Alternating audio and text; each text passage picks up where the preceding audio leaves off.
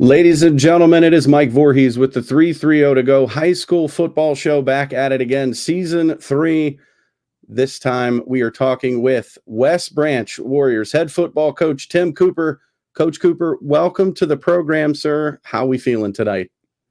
Feel really good. We had a great scrimmage last night, and we're excited for the start of the season. Coach, we know this Friday you take on the Canfield Cardinals, but before we talk about them, let's talk about you here. In the first 2 seasons, you've now finished 23-4. You've won 2 EBC championships. Last season, you finished 11-2, 5-0 in the division. Coach, what do you hear? What do you feel when you hear that? I don't really get caught up in all the statistics of my record or whoever.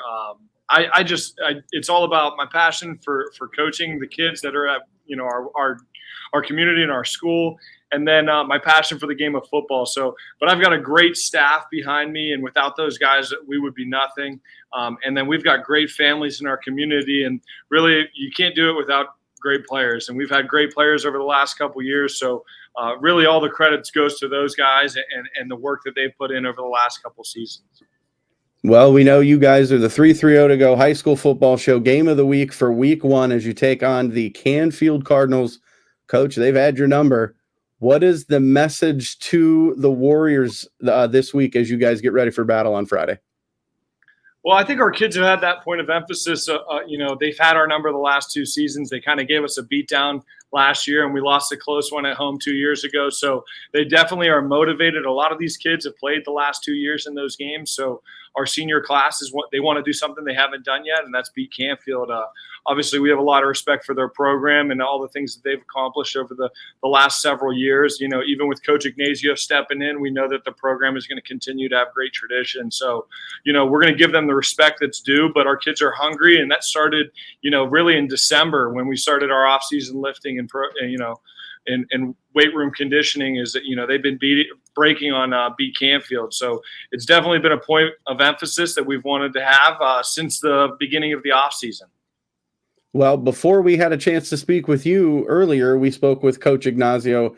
He had nothing but fantastic things to say about you, the West Branch team, your staff, the players. So I love it when the coaches have such respect amongst each other. I think that makes it fun. I know when I've been down on the field on the sideline getting photos and things before games, I would love to be a fly on the wall when the 2 coaches come together in the center of the field and talking. Because what's that like? What are you guys saying to each other? Obviously, you don't want to. Are you talking smack? Are you, wishing them good luck? What are you doing? For the most part, when I have those conversations, it's very short and sweet. I like to try and stay as far away from opposing coaches as possible, just because at the end of the day, we want to win the game, So I try and keep that, as respectfully as possible. Good luck, hopefully injury free. But I'm not talking any smack. I'm giving them the respect that they deserve. And then at the end of the game, we can talk a little bit more about it. But, obviously, we have an approach, a process that we want to do when we go through these games. And we're a big respect for game type of team and program. So we want our kids to play hard, play fast, but also have that respect for game. Well, there you heard it here first, guys. Coach Cooper keeps it nice and sweet, short to the point. You love it. So, Coach, let's talk about your team real quick. This year, you return 20 starters, 10 on both sides of the ball, 23 letter winners as well. Obviously, with Bo Alazos graduating last year, you've had a little bit of a quarterback competition to see who would lead the offense. Who has caught your eye and has taken that starting job? Jeremiah Thomas is going to be our starter for week 1. He's had a great summer, and he's coming off a state championship in baseball. He didn't start with us until later. So he had a little bit of a learning curve in June. In July, he really picked it up. And honestly, these last 2 scrimmages, he's gotten better and better with every rep that he's taken. So he's a dynamic athlete. The other guys that competed for the job did some great things as well. So hats off to those guys for competing. I think that sometimes at a smaller school, you don't always have that competition, but we were able to have a great competition this summer. And really, it helped every player that was in that competition. They all improved. They all got better. And it's a great environment to have in practice when you have that type of competition. We've got a younger guy, Grady Hurst, who's going to be our backup this year, and he's a really talented arm.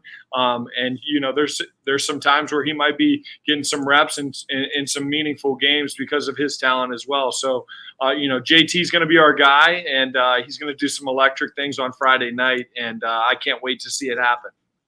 Well, it doesn't hurt when he's got some talent around him as well in the backfield.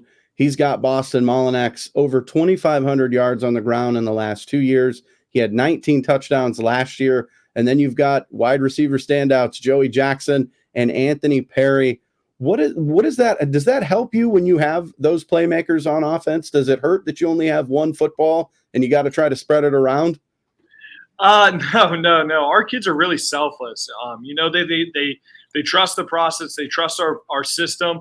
Our system's going to find those guys at different points in the game. There's going to be times where, they might be taking away Joey Jackson and AP might have a bigger game, or they might be loading the box. So, Joey Jackson has a bigger game, or they might be lighting the box and Boston has a bigger game. So our kids are patient. They know that the touches are going to find them. And they also are selfless teammates. They want to see their other teammates have success. And at the end of the day, I think the most important thing for those guys is just winning on Friday nights.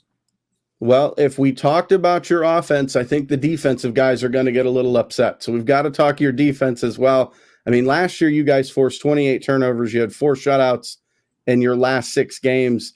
I mean, you get back Jack Flickinger. He had 95 tackles last year, 7 for loss, 3 quarterback sacks. You get Garin Harlan back. What is it about those two that makes them so special? Once again, I think that sometimes our offense gets so much credit that our defense is discredited. Those guys played some great football towards the end of the season. They're really physical players. They're not always going to have their name in the paper for scoring touchdowns, but their impact on that side of the ball is tremendous. They've been great leaders. They've definitely grown in that category. We moved Flick inside. He's going to play our Mike backer this year, and I think he's really going to thrive in that role because of his vocal aspects of leadership. And Garin Harlan got moved down to outside backer, and his physicality and setting edges and doing some different things is going to really open up his game as well. So they've been instrumental to the revamped defense that we've had over the last couple of years, and I think that unit might be the unit that's really going to surprise a lot of people with how well they're going to play this year. Well, Coach, before we let you go, obviously you take on Canfield this Friday night. What is the message to that defense as they take on the Cardinal offense? I think that we want to emphasize we want to be really physical at the point of attack. We want to control the line of scrimmage. And at the end of the day, we can't have missed assignments and we can't have missed tackles. So, we want to try and be as mistake-free as possible in that aspect. We know that there's going to be some highs and lows, but the most important thing is the next play. So playing one play at a time and playing with full effort is going to give us a great opportunity on Friday night. That is fantastic. Well, Coach, once again, it is Mike Voorhees. I am here with West Branch Warriors head football coach Tim Cooper. Coach, I want to thank you for taking the time out to speak with us. I want to let you know that we're rooting for you. We want to wish you the best of luck Friday night. We want to wish you the best of luck all season long. We're hoping that we can talk to you again as we inch closer to the playoffs. Coach, good luck Friday night. We want to thank you so much again, and hopefully we get to talk to you soon. Thank you so much. We appreciate you guys having us.